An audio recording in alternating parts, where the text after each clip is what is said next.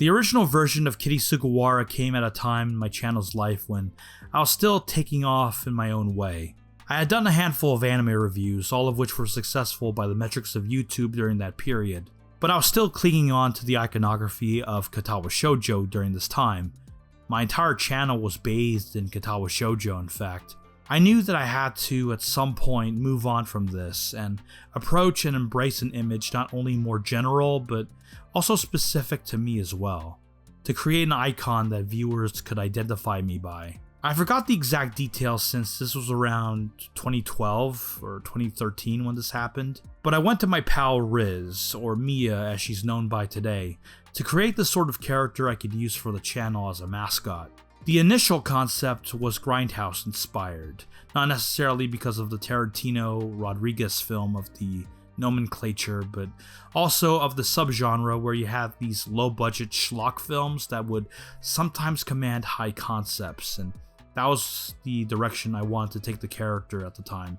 I love Nekomimi, always have and always will, so I figured a Nekomimi in a schoolgirl uniform with guns would be cool and would fit the theme to some extent. So Mia basically whipped up a schoolgirl Nekomimi with guns in like a few days or less, with no backstory, no further details other than I wanted a cat girl with guns wearing a schoolgirl uniform, and the result was this.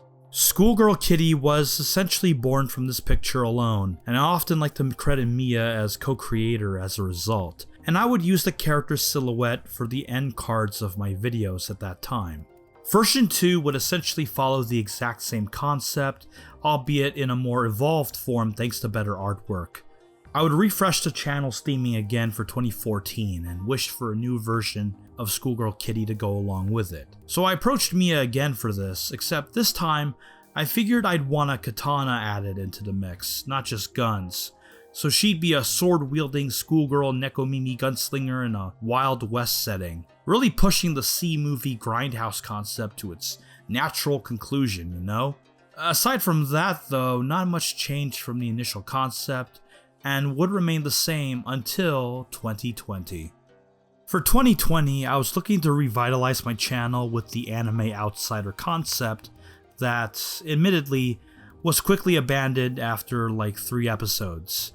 Like literally, I had an entire storyline planned for it and everything, until I realized I didn't have the money to realize it all, so I dropped it in later years. But anyway, for this planned direction, I knew I wanted to have a new version of Schoolgirl Kitty made in conjunction. Mia wasn't involved this time, but rather Goat Jesus, who was on board for the whole anime outsider concept I had planned, and being an artist in his own right, spent time collaborating with me on Discord, drawing up the concept image that would define that phase of the channel, and giving the character a complete redesign, and ridding the Grindhouse theme for a sci-fi meets film noir meets synthwave theme. After a few days, this would be the end result.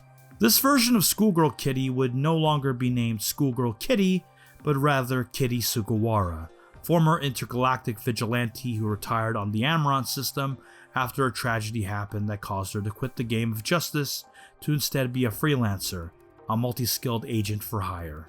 I still use this concept to this day, and I've tried a number of times to make a story out of this, but that's yet to materialize in a meaningful way. Regardless, I have Go Jesus to thank for what is essentially the basis for the current version of Kitty. We don't talk anymore due to personal happenings, but I'm still glad he did this for me on his own behalf. Version 4, aka the current version of Kitty, was actually born not that far off from Goat's rendition, existing several months later during the pandemic, though this was primarily just an iteration of what already existed. I approached a talented Brazilian artist named Kenzo Teruya on Twitter to create a model sheet, initially to follow the design Goat laid out, but he actually suggested a few changes to fit the theme I was going for, like changing the boots from white to brown for example, as brown boots would be more stealthier to a character like Kitty than white boots, which although harkened back to Mia's designs, fit the pulpy noir character direction of Goat's version more. And it's from Kenzo Teruya's design that all future iterations of Kitty are derived from multiple artists, and is the basis for my model. Kitty Sugawara has been through a decade of artists, and it's thanks to Mia for kickstarting the character's design in the first place.